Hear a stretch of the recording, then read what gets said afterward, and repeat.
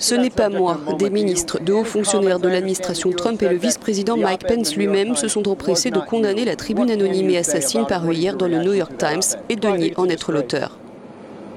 Je pense que c'est un scandale. L'éditorial anonyme publié par le New York Times, c'est un nouvel abaissement du journalisme. Et je pense que le New York Times devrait en avoir honte. Je pense que celui qui a écrit cette tribune anonyme devrait aussi en avoir honte. Le secrétaire d'État Mike Pompeo et celui de la Défense Jim Mattis ont fait de même.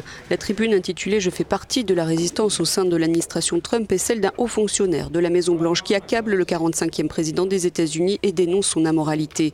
Trump a appelé le journal à dénoncer l'auteur au nom de la sécurité nationale.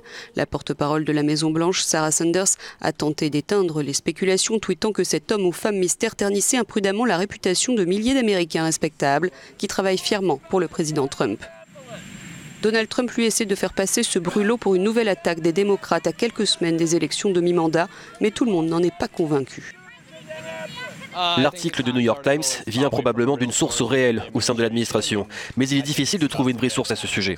La Maison-Blanche ne peut pas réussir. Aucune agence gouvernementale ne le peut s'il y a des gens qui, intentionnellement, essayent de saper le commandement.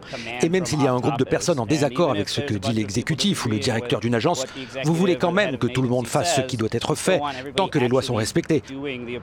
Certains aujourd'hui estiment que cette affaire sert plus les intérêts de Trump qu'elle ne les dessert.